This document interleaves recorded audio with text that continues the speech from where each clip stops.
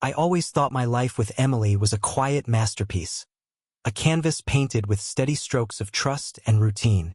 We'd been married for 12 years, living in a modest house on the edge of Portland, where the rain seemed to wash away any cracks before they could form. I'm Daniel, a structural engineer by trade, a man who finds comfort in blueprints and the certainty of steel beams. Emily was a librarian, her world woven from the soft rustle of pages and the scent of old ink. Our days were predictable. Mornings with coffee, evenings with takeout and a movie, her head resting on my shoulder as the credits rolled. It was simple and I loved it, but simplicity, I've learned, can hide shadows. It started with a phone call I wasn't meant to hear. I'd come home early from a site inspection, the rain having delayed our progress. Emily was in the kitchen, her voice low, a murmur against the hum of the kettle. I stood in the hallway, coat dripping, and caught fragments. "No, he's not here yet," she said, followed by a laugh I didn't recognize, sharp and playful. My stomach twisted, not from suspicion, but from the sudden strangeness of it.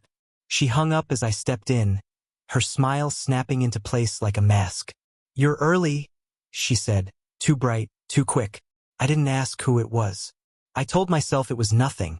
A friend, a coworker, a surprise she was planning. Emily had always been thoughtful, leaving notes in my lunchbox or surprising me with a new book she knew I'd love. But that night, as we sat on the couch, her hand felt distant in mine, her laughter a little too loud at the TV. I started watching her more closely after that, not because I wanted to, but because something in me couldn't stop. Her phone became a silent third presence in our home, buzzing at odd hours, her fingers darting to silence it before I could glance over. The first real clue came a week later. I was in the garage, tinkering with an old radio I'd promised to fix, when I found a receipt crumpled in the pocket of her raincoat. It was from a cafe downtown, dated the previous Tuesday, $42.17 for 2 meals. I'd been out of town that day, a meeting in Salem, and she'd said she was working late. The receipt didn't prove anything, not really, but it sat in my hand like a stone, heavy with questions. I folded it back into her pocket and said nothing, letting the hum of the radio fill the silence in my head. That night I couldn't sleep. Emily lay beside me, her breathing soft and even, but I stared at the ceiling, tracing patterns in the dark. I thought about the cafe, the laugh on the phone, the way she'd started wearing perfume again after years of letting it gather dust. I wasn't a jealous man, never had been, but doubt is a slow poison, seeping into the cracks of a life you thought was solid. By morning, I decided to find out more, not because I wanted to destroy what we had, but because I needed to know if it was already gone. The next few days were a study in pretending. I went to work, nodded at meetings, sketched designs for a new bridge, but my mind was elsewhere, circling Emily like a hawk over a field. She didn't seem to notice. She hummed while cooking breakfast, kissed me goodbye with the same quick peck she always had, and left for the library with her bag slung over her shoulder. But I started noticing things. Her hair was shinier, her clothes sharper, like she was dressing for someone else's eyes. It gnawed at me, a quiet ache I couldn't shake. I decided to follow her. It wasn't a plan I was proud of, but it felt necessary, like checking the foundation of a building you suspect might collapse. That Thursday, I told my boss I had a dentist appointment and left early. Emily's library closed at 6, so I parked across the street in my truck, the rain streaking the windshield as I waited. At 6:07, she emerged, umbrella up, but instead of heading to our car, she walked 2 blocks to a silver sedan I didn't recognize. A man stepped out, tall, broad-shouldered, with a grin I could see even through the blur of water. She hugged him, quick but familiar, and they drove off together. I followed, keeping my distance, my hands tight on the wheel. The city lights smeared across the glass, and my heart thudded in a rhythm I didn't like. They stopped at a small Italian place, the kind with dim lights and candles on the tables. Through the window, I watched them sit, her hand brushing his as she laughed at something he said. He was older than me, maybe mid-40s, with salt and pepper hair and a confidence I'd never had. I sat there for an hour, rain tapping the roof, until they left, Her arm looped through his as they walked to his car. When I got home, she wasn't there yet. I poured a whiskey, the first I'd had in months, and let it burn down my throat. She came in at 9:42, cheeks flushed, claiming a late staff meeting. I nodded, smiled, asked how it went. She talked about budgets and book orders, her words smooth as glass, and I listened, sipping my drink, tasting the lie beneath every syllable. That night, I lay awake again, her warmth beside me feeling like a stranger's. The next morning, I started digging. I checked her phone while she showered. Not the one she carried, but an old one she kept in a drawer, forgotten or so I thought. It still worked, and the messages were there, buried in an app she hadn't deleted. "Missed you today," one said, from a contact labeled J. Another, "Dinner tomorrow?"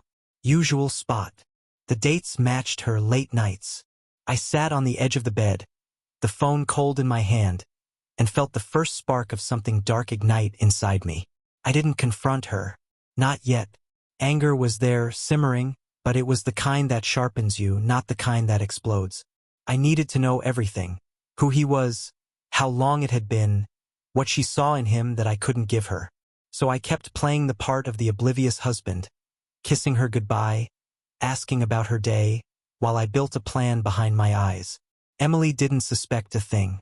She'd gotten good at this, I realized, too good. I started with the car. The silver sedan had a license plate I'd memorized, and a friend at the DMV owed me a favor. His name was Jacob, the man she was meeting, a real estate agent with a slick office downtown and a reputation for charm. I looked him up online. Photos of him at charity events, grinning with clients, a life that glittered in a way mine never did. I wondered how they'd met. A library fundraiser? A chance encounter? It didn't matter. What mattered was that he was real, flesh and blood, not some phantom I could dismiss. I followed them again the next week, this time to a hotel. Not a cheap one, either a boutique place with ivy on the walls and a valet out front. They went in laughing, his hand on her lower back, and didn't come out for 2 hours. I sat in my truck, the engine off, rain drumming a steady beat as I pictured them inside. It wasn't the act itself that twisted the knife. It was the intimacy, the ease between them, the way she looked at him like she hadn't looked at me in years. When she got home, she smelled faintly of his cologne, a woodsy scent that clung to her scarf. She said she'd been shelving books, and I nodded, pouring her a glass of wine like nothing was wrong. But inside, I was mapping it out. Every lie, every move, every moment she thought I didn't see. I started recording her excuses on my phone, a quiet log of her deception, knowing I'd need it later. By the end of the month, I had a file. Photos from my truck, timestamps, the receipt, screenshots from her old phone. It wasn't enough to just know, I wanted to understand why. So I kept watching, kept waiting, letting the evidence pile up like bricks for a wall I'd build around her betrayal. The strangest part wasn't the betrayal itself. It was how it changed me. I'd always been steady, predictable, the kind of man who fixed things when they broke. But now, I felt like something else, a shadow of myself, moving through our life with a purpose I didn't fully grasp yet. Emily didn't notice. She was too caught up in her own world, her smiles brighter, her steps lighter, as if Jacob's presence had rekindled something I'd let fade. I hated her for it, but I hated myself more for not seeing it sooner. I started testing her, subtle at first. I'd mention a late meeting of my own, watching her eyes for a flicker of relief. It was there, every time, a quick flash before she'd say, "Oh, that's fine. I'll catch up on some reading." Then she'd leave, her car pointed toward the library but ending up somewhere else. I knew, because I'd put a tracker on it. Not the kind you see in movies, just a cheap thing from an electronics store, synced to my phone. It told me everything. The hotel, the cafe, his apartment on the west side. One night, I went further. She said she was meeting a friend, and I let her go, waiting until the tracker showed her at his place. I drove there, parked a block away, and watched. His apartment was on the 3rd floor, curtains half drawn, and I saw their silhouettes. Her leaning close, him pouring wine, the casual rhythm of people who'd done this before. I didn't storm in. I just sat there, letting the image burn into me, fuel for what was coming. When she came home, I asked questions, innocent ones like how her friend was, what they talked about. She spun a story about a coworker's divorce. Her voice smooth, practiced. I nodded, smiled, offered her tea. But inside, I was building something. A plan, a trap, a way to turn her lies back on her. I didn't know what it would be yet, but it was taking shape, sharp and cold, like a blade being forged. The next day, I called Jacob's office, pretending to be a client. His assistant put me through, and his voice came on, warm, polished, the kind that sells houses and steals wives. I hung up before saying much, but hearing him made it real in a way the photos hadn't. He wasn't just a name anymore. He was a man, a rival, someone I could reach out and crush if I wanted to. And I was starting to want to. By now, I was living two lives. One was the husband Emily thought she knew, quiet, dependable, oblivious. The other was the man I was becoming, the one who tracked her movements, who listened to her lies with a calm face while plotting behind it. It was exhausting, but it gave me focus. I stopped drinking, started running again, channeling the chaos into something I could control. My body sharpened, my mind too, and I began to see the bigger picture. Not just her betrayal, but how to unravel it. I decided to get closer to Jacob. Not as myself, of course, that would have been too obvious. I made a fake profile online, posing as a businessman relocating to Portland, and reached out about a property. He took the bait, setting up a meeting at a coffee shop. I showed up in a suit I hadn't worn in years, glasses I didn't need, my voice pitched a little higher. He was everything I'd imagined. Smooth, charismatic, the kind of man who makes you feel small without trying. We talked about condos, square footage, views of the river, but I was studying him, his gestures, his laugh, the way he checked his watch like he had somewhere better to be. He didn't suspect a thing. Why would he? I was just another client, another paycheck. But I saw the cracks, his arrogance, his assumption that the world bent to his charm. It was a weakness I could use. I left with a handshake and a promise to follow up, my mind already spinning with possibilities. That night, Emily came home late again, her excuse flimsy, and I smiled, knowing I just sat across from the man she'd been with. I started planting seeds.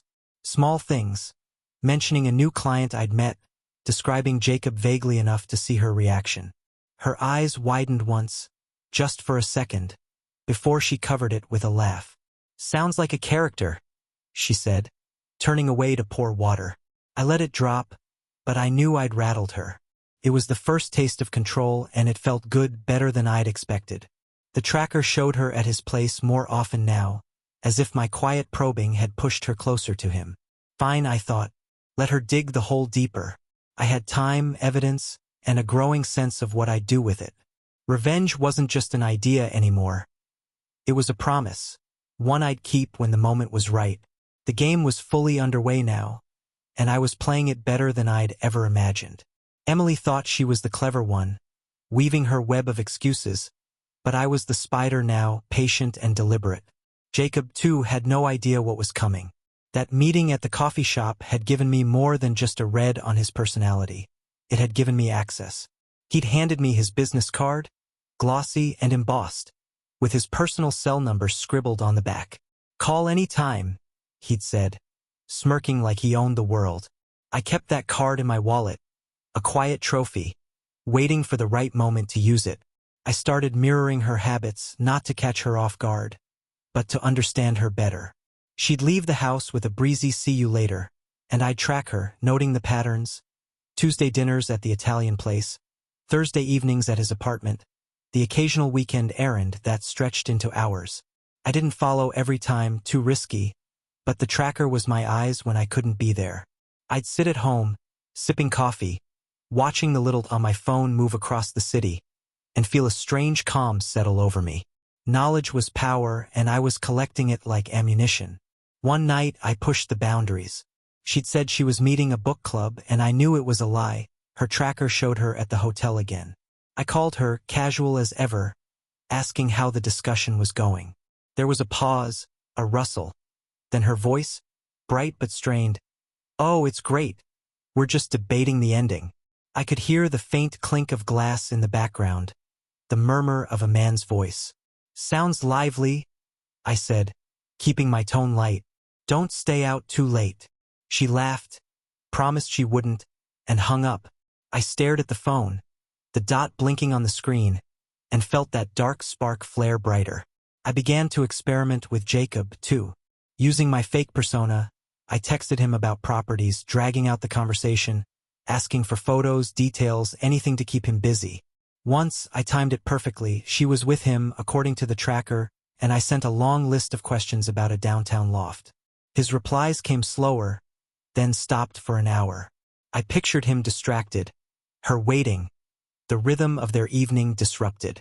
It was petty, but it satisfied something in me. A small twist of the knife I'd plunge deeper later. By now, our home felt like a stage. We moved through our lines. Dinner, small talk, goodnight kisses. But the air was thick with what we didn't say. She'd started touching me less, her affection a ghost of what it used to be, and I let it happen, let her think I didn't notice. I was biding my time, sharpening the edges of my plan. Revenge wasn't enough. I wanted it to be art, something she'd never see coming, something that would leave her as hollow as she'd left me. The turning point came unexpectedly, a gift wrapped in coincidence. I was at a hardware store, picking up tools for a project, when I saw them together. Not in secret, but out in the open, bold as daylight. They were across the street, walking out of a bakery, her arm tucked into his, a paper bag swinging between them. She laughed at something he said, her head tilting back, and he looked at her like she was the only thing in the world. I froze, my hand on a hammer, the weight of it grounding me as rage surged up my spine. I didn't follow them. I didn't need to. The tracker would tell me where they went next. Instead, I paid for my things and drove home, the image of them burning behind my eyes. That night, she came in with the same bag, claiming she'd stopped for pastries after work. "Thought you'd like these," she said, setting it on the counter. I opened it, croissants still warm, and smiled, thanking her, knowing she'd bought them with him. I ate one anyway, letting the buttery flakes dissolve on my tongue, tasting the lie. It was then I decided to escalate. I'd been gathering evidence, but now I wanted leverage, something to hold over them both. I started with Jacob's business. A little digging online showed he was ambitious, pitching a big development deal to some investors. I called in another favor, this time with a guy I knew from college who worked in city planning. He got me the project file, permits, proposals, financials. There were gaps, shady ones, corners Jacob had cut to save money. It wasn't enough to ruin him yet, but it was a thread I could pull. With Emily, I got bolder. I left my phone out one night, the tracking app opened by accident, the little dot showing her last stop at his apartment. She saw it. I caught her glance, the quick flush of her cheeks, but she didn't say anything, just kissed me goodnight and rolled over. I waited, wondering if she'd confront me, but she didn't. It was a silent standoff, and I'd won the first round. She thought she could outlast me, but she didn't know how far I was willing to go. The plan was taking shape now, a mosaic of small moves building toward something bigger. I wasn't just going to expose her. I was going to dismantle her world, piece by piece, and make sure Jacob fell with her. The croissants sat on the counter, a quiet reminder of why I was doing this, and I smiled to myself, knowing they'd never see it coming. I started weaving the trap tighter, pulling strings they didn't even know existed. Jacob's development deal was my first target. My college friend fed me more emails, backroom promises, a bribe to a zoning official that hadn't been reported. It was dirty, the kind of thing that could sink a career if it came to light. I didn't leak it, not yet. I wanted to hold it like a loaded gun, cocked and ready, until the moment it would do the most damage. I printed the documents, locked them in my desk, and felt a thrill I hadn't known I could feel. With Emily, I turned the screws slower. I started mentioning Jacob by name, not as her lover, but as my client. Met that real estate guy again, I'd say over dinner, watching her fork pause midair. He's got big plans, but I don't know. Seems a little slippery. She'd nod, murmur something vague, her eyes darting away. I kept it up, dropping hints about his charm, his confidence, letting her wonder how much I knew. She never asked, but the tension grew, a wire stretched tight between us. One evening I took it further. I invited Jacob to our house, not as himself but as my persona, the relocating businessman. I told Emily a client was coming by to discuss a property, and she didn't blink, too deep in her own game to suspect. He arrived at 7, all smiles and handshakes, oblivious to the fact that he was stepping into the lion's den. Emily was upstairs, tired from work, but I knew she'd hear his voice. I poured him a drink, talked about condos, and watched his ease, his arrogance, fill the room. She came down halfway through, her face a mask of shock before she smoothed it over.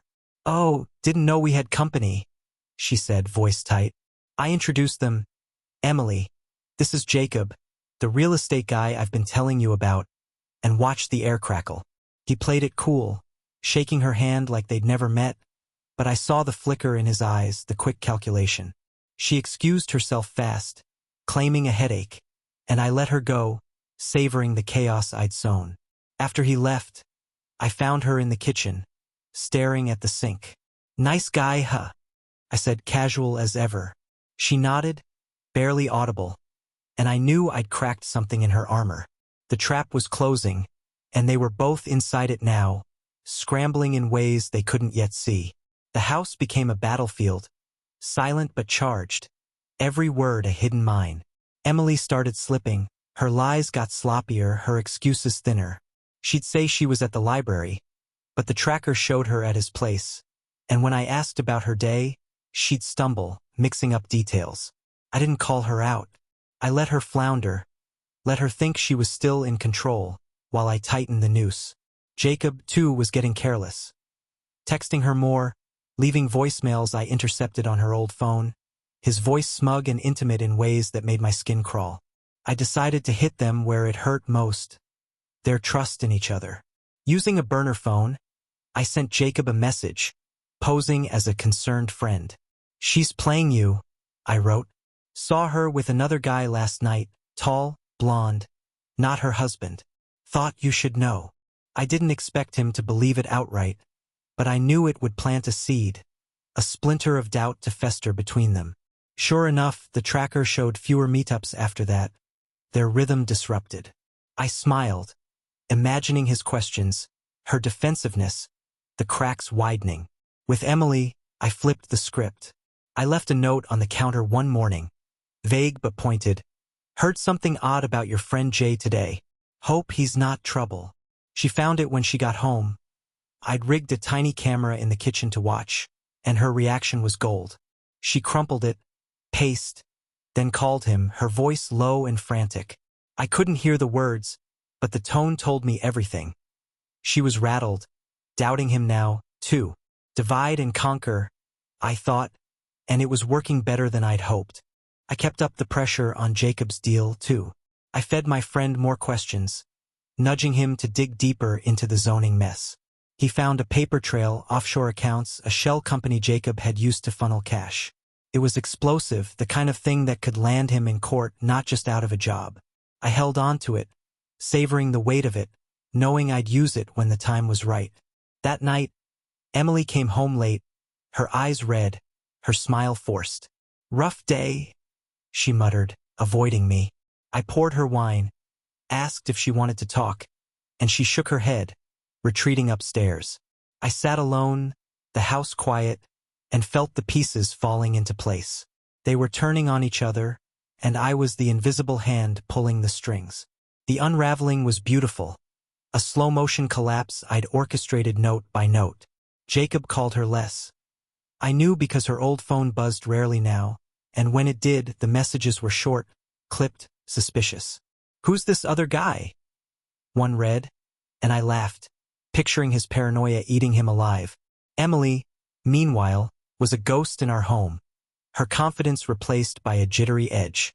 She'd check her phone, frown, then shove it away, like it burned her. I kept my mask on, concerned husband, oblivious fool, while I watched her crumble. I decided to light the final fuse. I invited Jacob to a business dinner, this time at a restaurant near his office, and told Emily I'd be out late with a client. She nodded, distracted, and I left, knowing she'd use the chance to see him. She did. The tracker showed her at his apartment within an hour. I met Jacob at the restaurant, all smiles, and kept him there, ordering appetizers, dragging out the conversation about fake property needs. His phone buzzed twice. He glanced at it, jaw tightening, and I knew it was her, wondering where he was. Halfway through, I excused myself, stepped outside, and called her from the burner. "He's with someone else tonight," I said, disguising my voice. "Check the restaurant on 5th. She hung up without a word, and I went back in, watching Jacob's unease grow as his phone stayed silent. 20 minutes later, she walked in, hair wild, eyes blazing, scanning the room until she saw us. The look on her face was pure panic, then fury, as she stormed over. "What the hell is this?" she snapped, glaring at him, then me. Jacob stammered, caught off guard, while I played dumb. "Emily? What are you doing here?" I asked, voice calm, innocent. She froze, realizing she'd exposed herself, and he jumped in, trying to cover. "She's, helping me with a project." It was laughable, the flimsiest lie yet, and I let it hang there, watching them squirm. She bolted, muttering something about a mistake, and he followed, leaving me alone with my untouched steak and a grin I couldn't hide. Back home, she was a wreck, pacing, avoiding my questions, claiming a misunderstanding. I nodded, let her stew, knowing the real blow was still coming. The restaurant scene had been the spark. Now I'd bring the fire. The restaurant fiasco was the crack I'd been waiting for. A fracture in their fragile little world I could pry wide open. Emily barely spoke to me the next day, her eyes hollow, her movements jerky like a puppet with cut strings. She thought she'd dodged something, but she didn't know I was just getting started.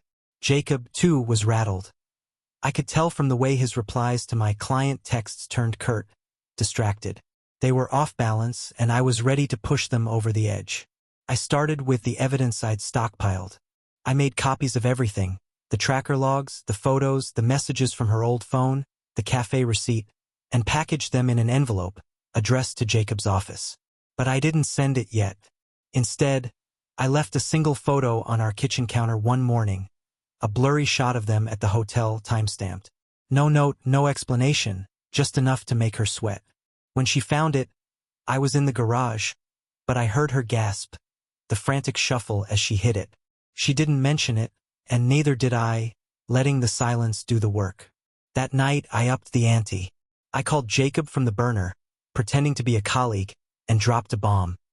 "Your girlfriend's husband knows. He's got proof. Better watch your back." I hung up before he could respond, imagining his panic, the way he'd turn on her, accusing, demanding answers. The tracker showed her racing to his place an hour later, and I pictured the fight, her tears, his anger, the trust I'd already poisoned crumbling to dust. When she came home, she looked like she'd aged a decade, her voice flat as she said she'd been out with friends. I nodded, poured her tea, and let her drown in her own mess.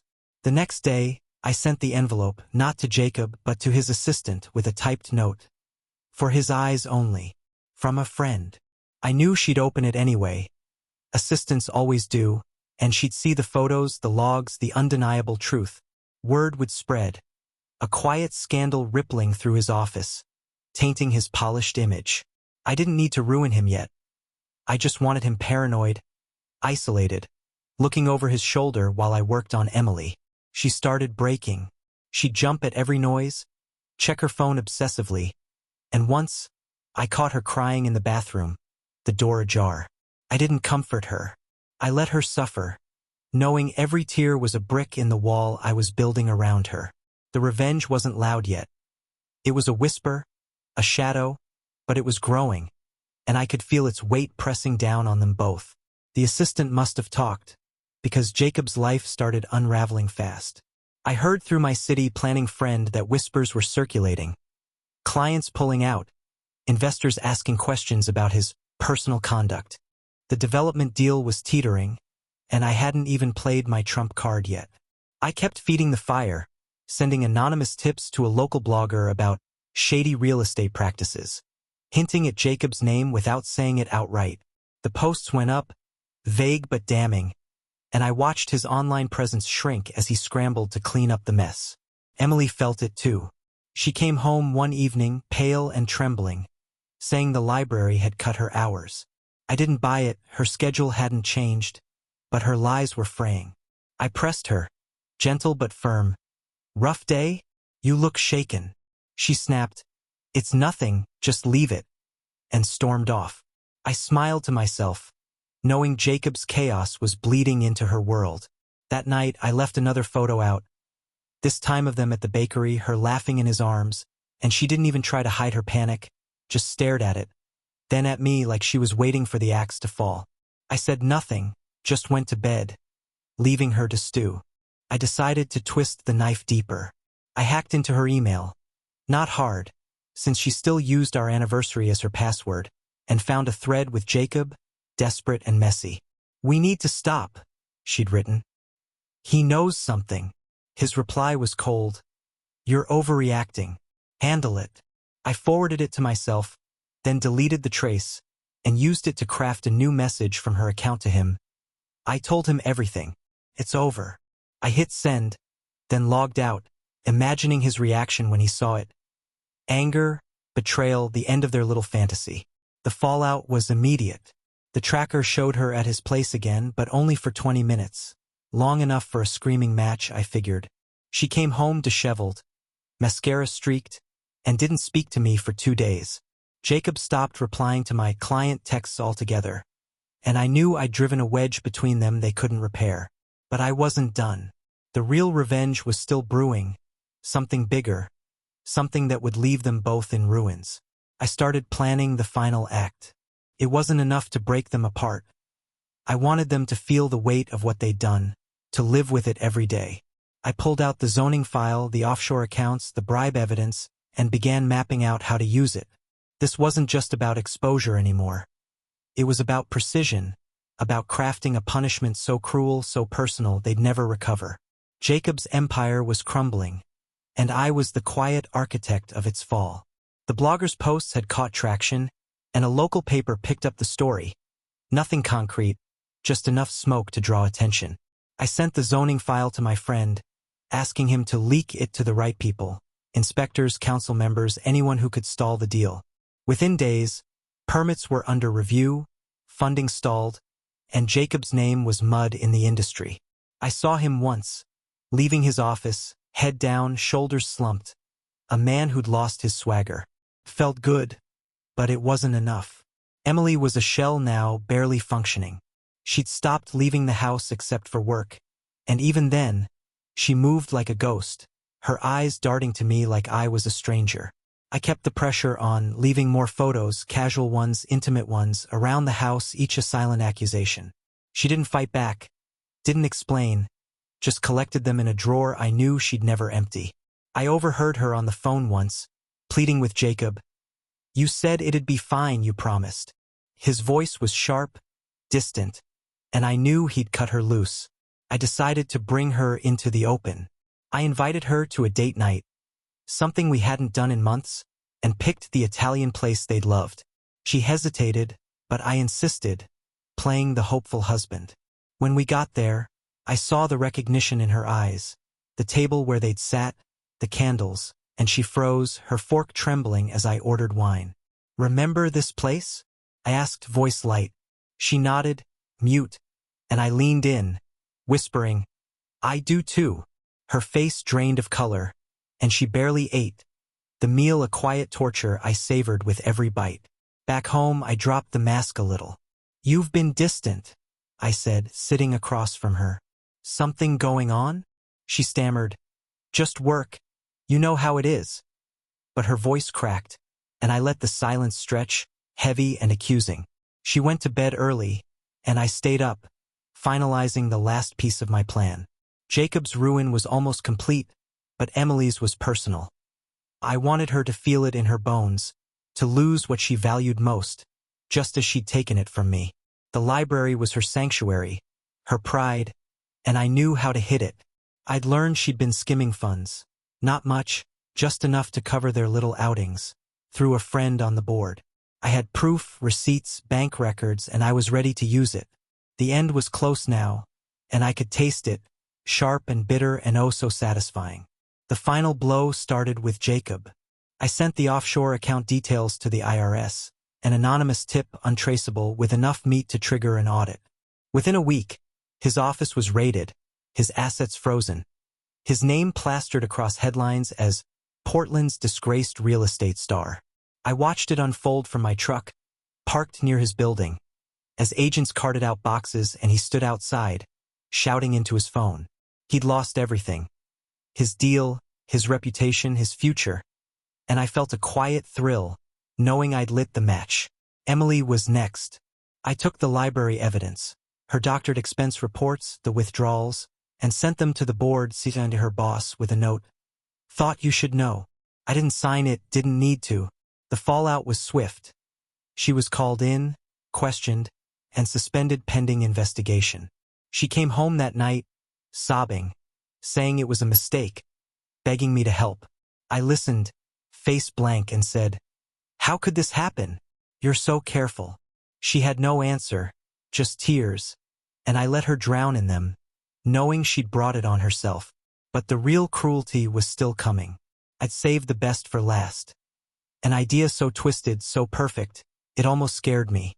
I'd noticed her old phone had a cloud backup she'd never deleted, full of photos, videos, moments with Jacob she'd thought were private. I downloaded it all, edited it into a montage, her laughing, his arm around her, their stolen evenings, and burned it onto a DVD. I labeled it Memories, wrapped it in a bow, and left it on her pillow while she was at a meeting with her lawyer. When she found it, I was in the living room, pretending to read. She stormed in, disc in hand, screaming, "What is this? What are you doing?" I looked up, calm as ever, and said, "Just thought you'd want to remember the good times." She threw it at me, missed, and collapsed, sobbing, while I sat there, untouched, watching her world cave in. The library fired her the next day. Embezzlement confirmed, and she had nothing left. No job, no lover, no escape. I didn't stop there. I mailed a copy of the DVD to Jacob with a note. She kept these. Enjoy. Let him stew in that, wondering what else she'd hidden, what else I knew. They were both broken now, shadows of who they'd been, and I was the one still standing, whole and unbowed. The aftermath was quiet, a stillness I hadn't expected but welcomed. Emily moved out a week later, packing her things in silence while I worked in the garage. She didn't fight for the house, didn't ask for anything. Just left, her car stuffed with boxes, her face a mask of defeat. I heard she'd taken a job at a bookstore across town. Minimum wage, a far cry from the library she'd loved. She didn't call, didn't write, and I didn't care. She was gone, and with her went the last shred of the life I'd thought we'd had. Jacob's fall was louder but just as final. The IRS dug deeper, found tax evasion, fraud, and he was indicted, facing years of legal battles he couldn't afford. His apartment went up for sale, his car repossessed, his name a punchline in the circles he'd once ruled. I saw him once, at a gas station, unshaven and hollow-eyed, pumping fuel into a beat-up sedan. He didn't see me, and I didn't linger, just drove off, the sight of him enough to close that chapter. I kept the house, the routines, the steady hum of my life, but it was different now, sharper, cleaner. I'd rebuilt myself through this, shed the soft edges, and found a strength I hadn't known I had. The revenge wasn't just about them, it was about me, proving I could take what they'd done and turn it into something mine. I framed one of the photos, not of them, but of the bridge I'd designed that year, a quiet triumph, and hung it where her bookshelves used to be. People asked about her sometimes, coworkers or neighbors, and I'd shrug, say we drifted apart. They didn't need the details, didn't need to know the masterpiece I'd crafted from her betrayal. I didn't gloat, didn't boast. It wasn't about them seeing it. It was about me knowing it. The cruelty wasn't in the act, but in the permanence, the way I'd left them both with nothing but echoes of what they'd lost. Now, I sit on the porch some nights, coffee in hand, the rain tapping its old rhythm, and feel a peace I hadn't had before. They tried to break me, but I'd broken them instead, and the world kept turning, indifferent and steady, just the way I liked it.